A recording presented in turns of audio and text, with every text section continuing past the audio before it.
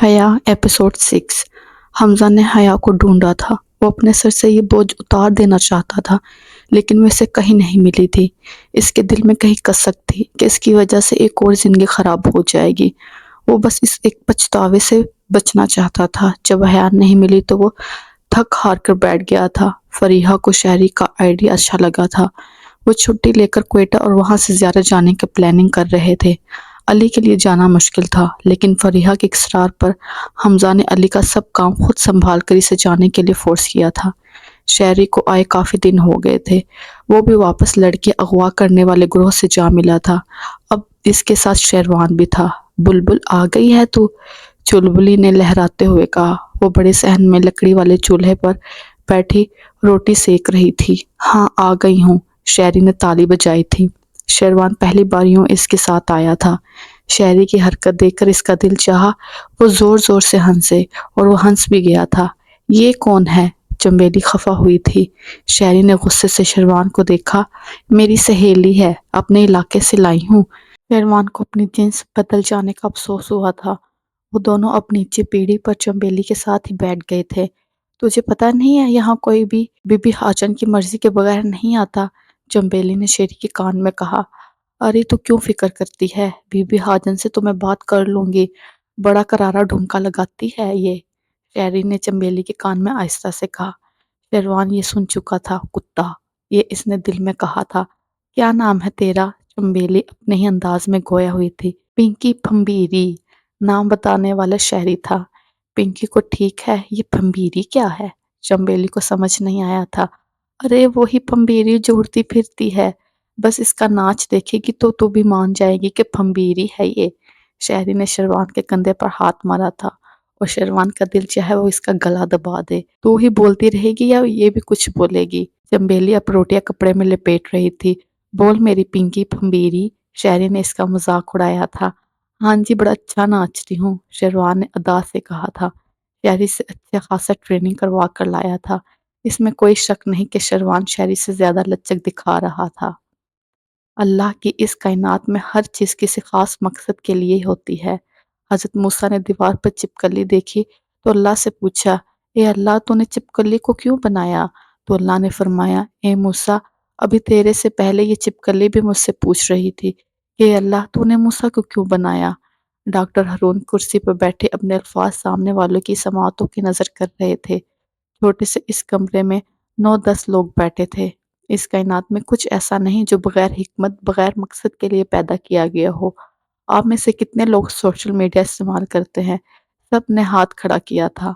Social media पर बिल्लियों की तस्वीरें बहुत शेयर होती हैं। लेस मिलकर आवाज आई। मैंने कहा हर मखलूक का मकसद है, तो बिल्लियों का क्या मकसद है? चूहे पकड़ना, वो आहिस्ता से बोली। कमरे में किलकिलाहट हुई थी। ऊंचा बोले, डॉक्टर हनून ने दाएं दीवार के साथ तीसरी कुर्सी पर बैठी हया से कहा। वो कंफ्यूज थी। चूहे पकड़ने के लिए? वो दोबारा लेकिन कदरे ऊंचे बोली थी। This and the right answer. इन्होंने हया को सराहा। इसका इत्तेमाद बढ़ा था। ऑस्ट्रेलिया का एक आइलैंड है, मैक्वेरी आइलैंड। वहां बिल्लियां बहुत हो गई थी, और वहां के जो समुद्री परिंदे थे वो बिल्लियों के शिकार की वजह से कम होते जा रहे थे। फैसला किया गया कि बिल्लियों को इस आइलैंड से खत्म कर दिया जाएगा, और ऐसा किया भी गया। तो हुआ कि आइलैंड पर खरगोश और चूहे बहुत ज्यादा हो गए। खरगोशों ने फसलें तबाह करना शुरू कर दी। तो बेटा, अगर बिल्लियां ना होती तो जमीन पर चूहे, खरगोश और दूसरे छोटे मैमल्स की आबादी बढ़ जाती। खरगोश फसलें तबाह कर देते, चूहे अनाज खा जाते। आपको पता है एक खरगोश एक सीजन में 100 बच्चे पैदा करता है, और एक चूहों के जोड़े से एक साल में 2000 चूहे पैदा होते हैं। और ये ही 2000 चूहे अगर 3 साल और रहे तो 500 मिलियन चूहे और पैदा हों। सबकी आंखें हैरत से फैल गई थी। गर्ज अगर बिल्लियां ना हो तो 1-2 साल में ही पूरी जमीन चूहों से भर जाए। वो इनको और हैरान कर रहे थे। चूहे चूंकि गंदगी में रहते हैं, इनसे बीमारी फैलती है, सरतान सरफा है। अगर इनकी आबादी यूं ही बढ़ती रही तो इंसान के लिए अनाज नहीं बचेगा, और हम सब भूख से मर जाएंगे। वो सांस लेने को रुके थे। सर, अगर हर चीज का कोई मकसद है तो चूहों का क्या मकसद है फिर? हया अब पुरएतमाद थी। I was expecting this question. वो मुस्कुराए। बेटा, पहला तो ये कि चूहे स्कैवेज यानी MIA खोर है, और दूसरा ये सोर्स है, दूसरे जानों की खुराक का सांप और मुख्तलिफ परिंदों वगैरह। वो खामोश हो गए। अच्छा चले इनसे भी छोटी मिसाल ले लेते हैं। आपने शहद की मक्खी देखी है? कितनी छोटी सी अदनी सी मखलूक है। हमारे घरों में इसका शहद बड़े शौक से खाया जाता है। शफा है इसके शहद में। क्या इस शहद की मक्खी का मकसद शहद बनाना ही है? डॉक्टर हरून ने पहलू बदला।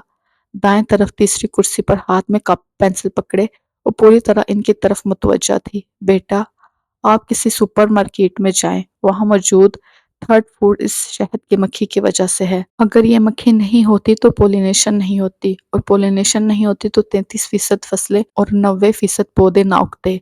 अगर ये शहद की मक्खी ना हो या कम हो जाए तो हमारा इकोसिस्टम तो खत्म हो जाएगा। बताना ये मतलूब है कि हर मखलूक के इस दुनिया में होने का मकसद है। इंसान सारी जिंदगी इस दुनिया में गुजार लेता है, लेकिन अपने इस दुनिया में आने का मकसद पहचानना तो दूर की बात है, वो खुद को भी नहीं पहचान पाता। वो खड़े हो गए थे। मैं आपसे पूछता हूँ, हु आर यू? आपके मुमकिन जवाब क्या होंगे? My name is this, I do this job, I live in Islamabad वगैरह। यस और नो? इन्होंने हिमायत चाही। यस। दोबारा हल्की आवाज आई थी, तो your name is XYZ, there is an इधर person with the same name, long living in the same city. Now what will we do? आप में और इस इंसान में क्या फर्क है? अब कि इसकी आवाज कदरे बुलंद थी। शक्ल का, किसी ने हल्के से कहा था। कमरा छोटा था, आवाज डॉक्टर हरून को पहुंच गई थी। शक्ल का? कौन देख रहा है आपका चेहरा? मैं, आपके साथ बैठा इंसान। दोस्त? बस ये आपकी फैमिली? बस। कोई अजनबी आए आपका चेहरा देखे तो क्या आपका तारुफ होगा? अगर ये आपका तारुफ है तो वो आपसे क्यों पूछता है, हु आर यू, कौन है आप? और अगर आपकी शक्ल जवाब है इस सवाल का, तो जब आप पैदा होते हैं तो आपका नाम क्यों रखा जाता है? वो सांस रोके बोले जा रहे थे। कमरे में खामोशी थी। इतने सवालों का जवाब कोई नहीं दे सकती थी। कौन है वो? वहां मौजूद सब लोग इस सवाल का जवाब जानना चाहते थे। हया को लगा वो वाकई खुद को नहीं जानती। वो इस वक्त अपने आप को अजनबी लगी थी। क्लास में काफी देर खामोशी रही। वो अपने नोट्स पर झुकी हुई थी। खामोशी को डॉक्टर हरून के फोन पर आने वाली कॉल ने तोड़ा था। वो क्लास से बाहर चले गए थे। अब क्लास में हल्की सरगोशियां हो रही थी। वो अकेली बैठी थी। इस क्लास में कोई किसी को नहीं जानता था।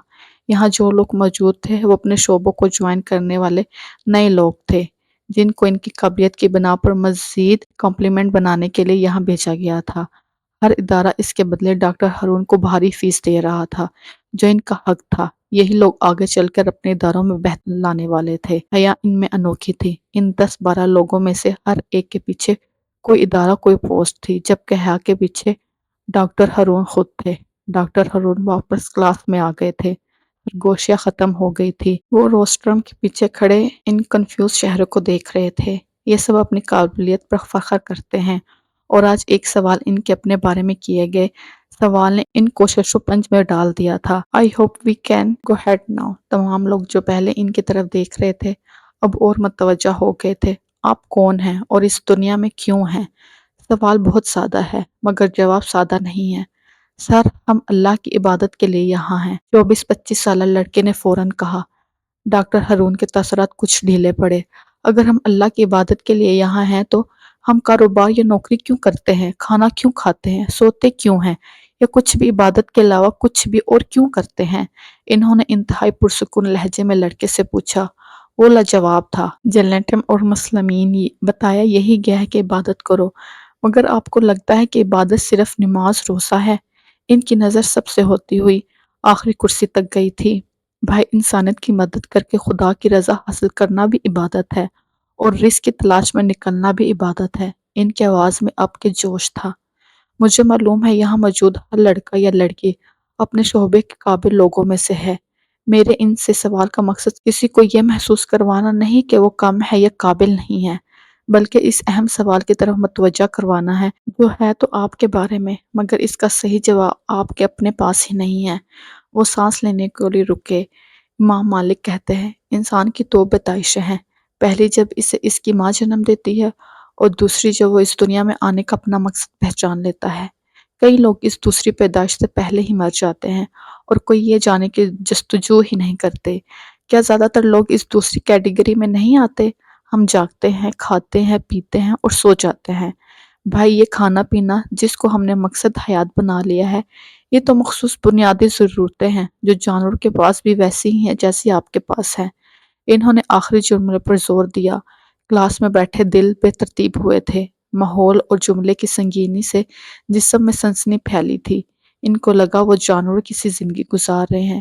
میرے خدایا! ڈاکٹر ہارون نے لیپ ٹاپ کی اسکرین کو چھوا تو وائٹ بورڈ پر ایک تصویر ظاہر ہوئی۔ سب سے اوپر لکھا تھا اور نیچے تو کون کی تصویر تھی جس میں خانے بنے ہوئے تھے۔ ڈاکٹر ہارون نے سب سے نیچے والے خانے کے گرد دائرہ لگایا۔ وہ یہ ہے بنیادی ضروریات والے لوگ، ان کا زندگی گزارنے کا اصول ہے۔ بس روٹی، کپڑا، مکان۔ آپ کو جان کر شاید حیرت ہو کہ زیادہ تر دنیا میں لوگ یہیں پر رکے ہوئے ہیں۔ تبھی ان کی ٹرائنگل ہے۔ یہ جو آخری خانہ ہے یہ بڑا ہے۔ انہوں نے پہلے سے لگے دائرے پر دوبارہ دائرہ لگایا۔ اوپر آتے جائیں، خانے چھوٹے ہوتے جائیں گے۔ وہ ظاہر کرتے ہیں کہ زیادہ تر انسان ان بنیادی ضروریات کے چکر سے ہی نہیں نکل پاتے۔ اس فزیکل نیڈر کے لیول سے اوپر جانے والے لوگ کم ہیں۔ اب سب سے اوپر آ جائیں، یہاں ایک اور دائرہ لگایا۔ Self expression. جناب، یہ وہ لوگ ہیں جو خود کو پہچان جاتے ہیں، اپنا مقصد پہچان جاتے ہیں، اور یہ باکس اس ٹرائنگل کے نیچے کے سب باکسز سے چھوٹا ہے، جو ظاہر کرتا ہے کہ یہاں پہنچنے والے بہت کم لوگ ہوتے ہیں، اور جو پہنچ جاتے ہیں وہ نیچے والی ہر ضرورت پیچھے چھوڑ آتا ہے۔ ساغر صدیقی۔ وہ دوبارہ روسٹر کی طرف آئے۔ مرے تو کچرے کے ڈھیر پر پڑے تھے، کھانے پینے کا ہوش نہیں تھا، نشہ کرتے تھے، اور اس حالت میں بھی ایسا شعر کہتے کہ صدر ایوب جیسا جنرل انڈیا میں ہونے والے ایک مشاعرے میں ان کا کلام سنتا ہے۔ پوچھتا یہ ہے کہ کس کا کلام ہے؟ کہنے والا کہتا ہے آپ کے ہی ملک کا شاعر ہے۔ واپس پاکستان آتا ہے، ملنا چاہتا ہے، تحفے تحائف دے کر وزیر بھیجتا ہے، وہ ساغر ملنے سے انکار کر دیتا ہے، تحفے بھی لوٹا دیتا ہے۔ ساغر کو ان کی ضرورت نہیں۔ پھر جنرل صاحب خود تشریف لاتے ہیں اور جناب نشیوں کے بیچ گھرے ایک دربار پر ان سے ملتے ہیں۔ یہ خود شناختنی تھی، دھن دولت کچھ نہیں، بس شاعری اندر تھی۔ ڈاکٹر ہارون نے شہادت کی انگلی دل پر رکھی۔ کلاس محمود ان کو سن رہی تھی۔ سماں ایسا بن گیا تھا کہ ڈاکٹر ہارون سانس لینے کو بھی رکتے تو کان آگے سننے کو بے چین ہو جاتے۔ اچھا، ایک اور مزے کی بات، انہوں نے پہلو بدلا۔ جو عام لوگ ہوتے ہیں نا، وہ خود کو منوانا چاہتے ہیں کہ لوگ سراہیں انہیں، پر یہ جو لوگ سیلف ایگزینیشن کے درجے پر پہنچتے ہیں نا، ان میں یہ طلب بھی نہیں ہوتی۔ ہونٹ فاتحانہ سے انداز میں کھینچے، ان کو پرواہ ہی نہیں کہ کوئی ان کا کام دیکھتا ہے، سراہتا ہے کہ نہیں۔ یہ خود مطمئن ہوتے ہیں اپنے کام سے اور خود سے۔ وہ ٹہر ٹہر کر کہہ رہے تھے ان کو پیسہ دولت نہیں چاہیے ہوتا، یہ خود کو پہچانتے ہیں، اپنا مقصد پہچانتے ہیں، اور اس کام کو عبادت کی طرز تک کرنے لگ جاتے ہیں۔ پیسہ، وقت، حال بحال، ہر چیز سے بیگانہ اسی سیلف ایگزینیشن کی سٹیج پر پہنچنے والا مائیکل اینجیو۔ وہ روسٹر سے کرسی تک آئے، بات کو آگے بڑھایا۔ 12-15 دن وہ بندہ کھڑا ہو کر پینٹنگ بناتا رہا، ہوش ہی نہیں۔ 15 دن بعد جوتا اتارتا ہے تو پاؤں کی کھال بھی ساتھ ہی اتر آتی ہے۔ حیا نے جھرجھری لی۔ جو آپ کا کام ہوتا ہے نا بیٹا، وہ آپ کو تھکنے نہیں دیتا اور اٹھنے بھی نہیں دیتا۔ پھر کیا کھانا، کیا پینا، کیا دن اور کیا رات۔ ہم زندگی میں چھوٹے جھگڑوں میں پڑے رہتے ہیں، بڑی جنگ لڑتے ہی نہیں ہیں۔ انہوں نے تعصب سے کہا، میرا پیسہ، میرا دوست، میرا گھر، میری زمین، میری گاڑی۔ پھر اس نے مجھ سے صحیح سے بات نہیں کی، وہ مجھے دیکھ کر مڑ گیا، اس نے مجھے دیکھ کر منہ بنا لیا، اس نے میرے ساتھ اچھا نہیں کیا۔ بدلہ، لڑائی، جھگڑے، تعصب برقرار تھا۔ یہاں ہمارے پاس تقریباً ہر بڑے محکمے کے لوگ موجود ہیں۔ بتائیں کتنی برداشت ہے آپ میں؟ 10 روپے کے پیچھے قتل کی کیسز آئے ہیں سامنے۔ وہ ممانی نے بچے کو مار دیا، سب کہتے ہیں یہ بڑے بیٹے سے پیارا ہے۔ مطلب واقعی اپنے الفاظ پر انہوں نے خود ہی تصدیق چاہی۔ ایک دوسرے کو نیچے کھینچ کر آگے بڑھنا چاہتے ہیں، وہ بس اتنا آگے اس پیچھے چھوٹنے والے کا مذاق بنا سکے، اس سے آگے نکل جانے کا گھمنڈ دکھا سکے۔ اب آواز میں سختی در آئی تھی۔ وٹ یار، تعصب برقرار تھا۔ بیٹا، یہ چھوٹے جھگڑے ہیں، انگوٹھے اور شہادت کی انگلی جوڑ کر بتایا۔ بڑے میدان میں نکلے، بڑی جنگیں لڑے، بڑی منزل کے مسافر بنے، ہاتھ ہوا میں پھیل گئے تھے۔ یہ بڑا مگر قدرے طریق سا حال تھا۔ حال میں سرخ رنگ کی لائٹس کے ساتھ دوسری رنگ برنگی روشنیاں گھوم رہی تھیں۔ سامنے کاؤنٹر تھا جس کے آگے 4 اونچی نشستیں تھیں، جن میں سے 2 اوپر تھیں۔ ان کے آگے کچھ میز لگے تھے۔ پیچھے ڈانس فلور تھا۔ کچھ نوجوان جوڑے میزوں کے آس پاس لگی کرسیوں پر پرجمان شراب اور دوسرے نشہ آور اشیاء حلق میں انڈیل رہے تھے، اور باقی ڈانس فلور پر ناچتے فحاشی کے جھنڈے گا رہے تھے۔ میوزک لاؤڈ تھا، مگر اتنا نہیں کہ آواز نہ سنائی دے۔ وہ ابھی پیچھے کوریڈور سے ہوتا اندر آیا تھا۔ جینز، اس پر ہاف وائٹ شرٹ، بازو کلائیوں تک مڑے ہوئے، چہرے پر ہلکی داڑھی اور وہیں بھوری آنکھیں جن کو سکڑتا تو سامنے والے کے لیے نظر ہٹانا مشکل ہو جاتا۔ اس کا رخ کاؤنٹر کی طرف تھا۔ وہ ایک نشست پر جا کر ٹک گیا، ویٹر کو اشارہ کیا اور جوس کا گلاس ہاتھ میں پکڑے کرسی کو گھما کر وپ کا جائزہ لیا۔ سب اپنی دھن میں مگن تھے۔ جوس کا گلاس ہونٹوں سے لگاتے اس کی آنکھیں مسلسل آس پاس لوگوں پر تھیں۔ کس کا انتظار کر رہے ہو، ہینڈسم؟ نسوانی آواز پر وہ پلٹا۔ اس کے آگے والی ہائی جینز پر ایک لڑکی کالی ساڑی، سرخ لپسٹک، آنکھوں میں لائنر، غرض لوگوں کو اپنی طرف متوجہ کرنے کے تمام آلات سے لیس تھی۔ حمزہ نے ایک نظر اسے دیکھا اور جواب دیے بغیر کرسی گھما کر دوبارہ کاؤنٹر کی طرف مڑ گیا۔ اب گلاس کاؤنٹر پر تھا اور وہ گلاس میں بچے جوس کو گھور رہا تھا۔ انگلیاں مسلسل گلاس کو گھما رہی تھی۔ بار میں آ کر جوس کون پیتا ہے؟ پینا ہے تو کچھ ایسا پیو کہ بس ہوش نہ رہیں۔ لڑکی نے ہاتھ بڑھا کر گھومتے گلاس کو پکڑا۔ دونوں کی انگلیاں ٹکرائی تھیں۔ وہ فوراً ایکٹ کرنے والوں میں سے نہیں تھا۔ اس نے گلاس چھوڑ دیا تھا۔ اب کہ وہ دونوں بازو کاؤنٹر پر ٹکائے فون پر انگوٹھے سے ادھر ادھر سلائیڈ کر رہا تھا۔ اوہ، تو تم سخت لونڈے ہو۔ لڑکی نے بد تکلفی سے کاؤنٹر پر دھرے اس کے بازو میں اپنا بازو ڈالا۔ حمزہ منہ بند کیے اپنے دانتوں کو زبان میں رگڑ رہا تھا۔ یہ اس کا سوچنے کا انداز تھا، مختلف اور منفرد۔ وہ مسکرا کر لڑکی کی طرف مڑا۔ مسکراتے ہوئے اس کی چھوٹی آنکھیں اور چھوٹی ہو گئی تھیں۔ لڑکی کے ہاتھ پر اس نے اپنا دوسرا ہاتھ رکھا۔ ذہن میں کوئی چہرہ ابھرا تھا۔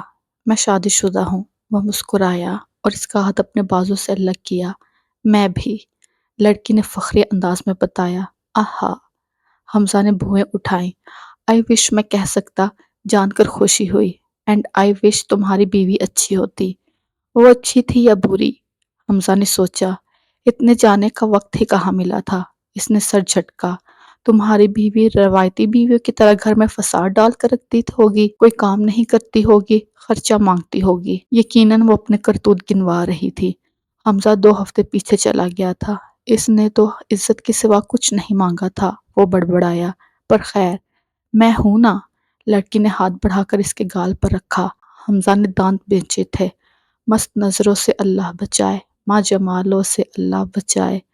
حمزہ چونک کر پیچھے مڑا۔ وہ اپنی جگہ کھڑا ہو گیا تھا۔ لڑکی نے ناگواری سے اس لڑکے نما لڑکی کو دیکھا۔ بڑے بڑے گھیر تھے، پھولوں والا کرتا، لمبے بال جن پر تیل لگا تھا، آنکھوں پر کاجل سے لمبے لمبے ڈورے کھینچے ہوئے تھے۔ جاؤ، معاف کرو، ایسے لوگوں کو پتہ نہیں کیوں یہاں آنے دیتے ہیں۔ لڑکی نے اسے دھتکارا۔ حمزہ اٹھ کر جانے والا تھا جب لڑکی نے اس کا بازو پکڑا۔ مجھے تمہارا انتظار رہے گا، اس نے ادا سے کہا۔ تم جلدی مجھے دیکھو گی۔ اس نے بھی کمال اداکاری سے لہجے میں پیار بھرا اور وہاں سے ہٹ گیا۔ جب وہ واپس آیا تو اس کے ہاتھ میں ایک لفافہ تھا جسے سب کی نظر سے بچاتا وہ اپنی جینز کی پچھلی جیب میں ڈال رہا تھا۔ اس نے کاؤنٹر پر ایک نظر ڈالی۔ لڑکی گلاس سے گھونٹ اپنے اندر انڈیل رہی تھی۔ حمزہ نے ایک طرف سے اپنے ہونٹ طنزیہ طور پر مسکراتے ہوئے کھینچے اور اسے وہیں چھوڑ کر باہر نکل گیا۔ یہ وہی مٹی کا گھر تھا جہاں شہری شروان کو لے کر آیا تھا۔ ان کو یہاں آئے ہفتہ بھر ہو چکا تھا۔ شروان کو یہاں یوں آنا حاجن بی بی کو کچھ خاص بھایا نہیں تھا، مگر چونکہ وہ شہری کی توسط سے آیا تھا اور 3 ماہ پورے کرنے پر اس کا شمار قابل اعتبار لوگوں میں تھا تو وہ پی گئی۔ سیکرٹ گروپ میں اسے ایڈ کر دیا گیا تھا۔ وہ کافی قریب سے ان لوگوں کی حرکات و سکنات دیکھ رہا تھا۔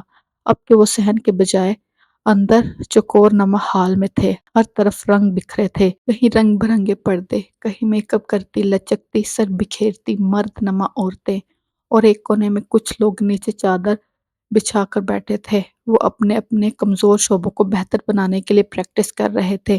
کوئی ڈانس سیکھ رہا تھا، کسی کو خسرو کے سے انداز میں تالی بجانا نہیں آتا تھا کیونکہ بیشتر اپنے مطلب کو بھینس بدلے ہوئے تھے، اور کوئی ریاض کر رہا تھا۔ کمرے کے درمیان ایک چھوٹا پلنگ تھا جس پر ایک مرد نما عورت لہنگا کرتی پہنے سامنے حکا جمائے گھاؤ تکیے سے ٹیک لگائے پڑی تھی۔ اس کے دونوں طرف دو اسی طرح کے پرقدر کم میک اپ سے آراستہ مرد نما عورتیں کھڑی تھی۔ یہ ان خسرو کی سردار تھی۔ پلنگ کے دوسری طرف قد آور شیشہ تھا جس پر شہری اپنے لمبے مصنوعی بال اور منہ پر بہت سا میک اپ لگائے بیٹھا تھا۔ اس کے ساتھ بنٹی کھڑی اس کا میک اپ سیٹ کر رہی تھی اور ساتھ ساتھ اسے میک اپ ٹیوٹوریل کے انداز میں مختلف چیزیں سمجھا رہی تھی۔ شہری کو اس کے نام پر اعتراض تھا۔ اپنے قد و قامت کی بنا پر اسے بنٹی نہیں بنٹا ہونا چاہیے تھا۔ وہیں اس کے پاس نیچے فرش پر شروان بیٹھا تھا۔ شہری کو اس ماحول کی عادت تھی جبکہ شروان کا یوں تھرڈ جینڈر میں پہلا تجربہ تھا۔ اسے یہاں سب سے زیادہ جو چیز محسوس کر رہی تھی وہ شہری کا میک اپ، ڈانس اور ہاں تقریباً نہ ملنے والا ڈھمکا تھا۔ بلبل کیا کر رہی ہے تو؟ یہ تیسری دفعہ تجھے لپسٹک لگا رہی ہوں۔ شہری کو میک اپ تھوپتی بنٹی عرف بنٹے نے اسی ناگواری سے دیکھا۔ شروان جو پچھلے آدھے گھنٹے سے یہ میک اپ دیکھ دیکھ کر بور ہو رہا تھا چونکہ اس کے لبوں پر ہلکی مسکراہٹ بکھری۔ یہ خفگی تیسری بار شہری اور بنٹی کے بیچ آئی تھی۔ شہری ہونٹوں پر زبان پھیر پھیر کر ساری لپسٹک چٹ کر جاتا اور بنٹی غصے سے تلملا اٹھتی۔ ہر بار وہ دوبارہ نہ کرنے کا وعدہ کرتا اور اگلی بار پھر لپسٹک کے بس ہلکے نشان رہ جاتے۔ اچھا اب نہیں کرتی۔ شہری نے ہاتھ کو اپنے بالوں میں جو کہ لمبی چوٹی کی طرح اس کے کندھے سے آگے ڈھلکے ہوئے تھے ہاتھ پھیرا۔ بنٹی چھاڑ دے اس نو، میک اپ وغیرہ یہ سیکھ لے گی، ابھی اسے کموں کے پاس بھیج، وہ اس کو ڈھونکے کی پریکٹس کروا دے گی۔ پلنگ پر تقریباً لیٹی بی بی حاجن نے ہاتھ اٹھا کر آواز لگائی۔ وہ پچھلے سال حج کر کے آئی تھی اور اس کی خواہش پر اب اسے بی بی حاجن کہہ کر پکارا جاتا تھا۔ بنٹی نے ناک منہ چڑھایا اور ایک طرف ہوئی۔ نی کمو اے بلی دے ڈھمکے تے بھی کام کر۔ اس نے فرش پر بیٹھی پریکٹس کرتی عورتوں میں سے ایک کو مخاطب کیا جو سب کے ناچ کو بغور دیکھ کر ریمارکس دے رہی تھی۔ ہاں تو حاجن بی بی آ جائے یہ بھی۔ اس نے خسرو کسی طرز پر ہاتھ ہوا میں اٹھا کر دوبارہ نیچے کو مارا۔ اب یہ شروان کے لیے مزیدار تھا۔ شہری اٹھ کر دوسرے کونے میں پڑی چٹائی کی طرف چل دیا اور شروان اس کے ساتھ ہو لیا۔ بلو ڈھمکا لگا بلو۔ دوسری طرف کوئی مردانہ کم زنانہ آواز میں گا رہا تھا۔ لو جی اب بلو ڈھمکا لگانے لگی ہے۔ شروان نے شہری کے پیچھے سرگوشی کی۔ شہری نے اسے گھورا۔ وہ جب تک یہاں اکیلا تھا وہ سکون میں تھا، اب ہر الٹی حرکت کا شروان گواہ بنتا جا رہا تھا۔ بلو ڈھمکا لگا۔ آواز تیز ہو گئی۔ وہ چٹائی کے پاس پہنچ گئے تھے۔ سانو سب نو نچا۔ یہ کمو تھی اور بلا شک و شبہ وہ کمال آواز کی مالک تھی یا تھا۔ شہری اور شروان ہمیشہ اپنے آس پاس اس کم رکھنے والی مخلوق کے جنس کا فیصلہ نہیں کر پاتے تھے۔ بلو آجا، ببلی ادھر آ۔ شہری کو دیکھ کر گاتے گاتے وہ رکی۔ خسرو کے گول دائرے کے بیچ میں ڈھمکے لگاتی تھرکتی کماں کے قدم رکھ گئے تھے۔ شہری سرتا کرتا زبردستی مسکراتے آگے بڑھا۔ دیکھ بلی، ڈھمکا لگانے کے لیے دو چیزیں چاہیے ہوتی ہیں، یہ اور یہ۔ اس نے پہلے شہری کے ڈھمکا اور پھر دل پر ہاتھ مارا اور اس ناگہانی ہاتھ مارنے پر وہ تڑپ کر رہ گیا تھا۔ بچاؤ، کسی نے دل میں کہا تھا اور اس کسی کو شہری نے بے بسی سے دیکھا تھا۔ خیر شہری سنبھل چکا تھا اور سنجیدگی کا مظاہرہ کرتے ڈھمکا نما سمجھنے کی کوشش کر رہا تھا۔ کمو دوبارہ اس کو سمجھانے لگی۔ کام عبادت ہوتا ہے، ہمارا کام ناچنا ہے اور اسے عبادت سمجھ کے کر، لا حول ولا قوت۔ اب کے دو دلوں نے بیک وقت کہا۔ چل اب کر کے دکھا۔ تھیوری کے بعد پریکٹیکل کی باری تھی۔ شہری دائرے میں جا کے کھڑا ہوا۔ ادھر کمو نے اپنے سر بکھیرے۔ بلو ڈھمکا لگا بلو، اور ادھر شہری کا ڈھمکا نہیں بلکہ ڈھمکی ہلی اور وہیں کہیں دل میں کوئی ہنسی سے لوٹ پھوٹ ہو گیا۔ یہ بھی جان کے عذاب کو پڑ گیا ہے۔ شہری نے خفگی سے شروان کو دیکھ کر سوچا، بیچاری بلو۔ دوسرے دل نے بھی سرگوشی کی تھی، میں کدھر پھنس گیا۔ شہری کا دل رویا، اب یہ اچھا پھنسا ہے۔ دوسرا دل پرجوش تھا، کتا۔ اپنی ڈھمکی کو شہری نے شروان کے منہ کے آگے لہرایا۔ وہاں ہنسی تھی۔ واپس جا کر سب کچھ حرف بحرف بتانے کا جوش تھا۔ سانو سب نو نچا بلو، کمبو بے نیازی گاتی رہی اور دو مردانہ دل آپس میں سرگوشیاں کرتے رہے۔ آسمان پر ابھی سیاہی پھیلی تھی۔ فجر کی اذان ہوئے چند منٹ گزرے تھے۔ اسلام آباد میں واقع انسٹی ٹیوٹ آف سوشل سائنسز کے گرلز ہاسٹل میں ابھی سویرا نہیں ہوا تھا۔ اکا دکا لڑکیاں جاگ رہی تھیں لیکن ابھی بھی بستروں میں پڑی تھیں۔ ہر کمرے میں 3 سنگل بیڈ یعنی 3 لڑکیاں رکھی تھی۔ کمرہ نمبر 23 کی 2 لڑکیاں اوندھے منہ سوئی ہوئی تھی اور تیسری وہاں نہیں تھی، مگر واش روم سے پانی گرنے کی آواز آ رہی تھی۔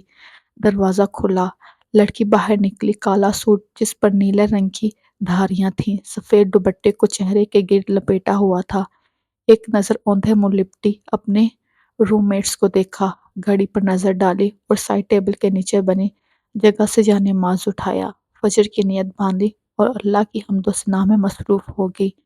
ابھی سجدے میں گئی تھی کہ الارم فل والیوم سے شور کرنے لگا۔ کیا فضول ٹائمنگ ہے! اس الارم کی سجدہ کرتی حیا ڈسٹرب ہوئی تھی۔ الارم بجتا جا رہا تھا اور آواز اونچی ہوتی جا رہی تھی۔ حیا نے سنتوں کا سلام پھیرا، ٹاہٹ سے جانماز چھوڑا، الارم بند کیا اور الارم کے منہ سے کمبل اتار کر پرے مارا۔ خیر ہے، آج اٹھنے کا موڈ نہیں؟ اس نے لڑکی کا بازو ہلایا۔ لڑکی نے کروٹ بدلی۔ وہ جنت تھی جس سے بالمخصوص ڈاکٹر ہرنون نے حیا کے ساتھ رہنے کو کہا تھا۔ نماز پڑھ لو۔ اس نے اس کو دوبارہ ہلایا۔ جب وہ نہیں ہلی تو دوبارہ جانماز پر جا کر کھڑی ہو گئی، فرض پڑھے، سلام پھیرا اور ایک نظر سوتی جنت پر ڈال کر دعا کے لیے ہاتھ بلند کیے۔ ہمیشہ کی طرح ہاتھ بلند کرتے ہی دل میں ٹھیسیں اٹھنے لگی۔ ماں، باپ، بھائی، ایک ایک کر کے سب کے چہرے آنکھوں کے سامنے گھومنے لگے۔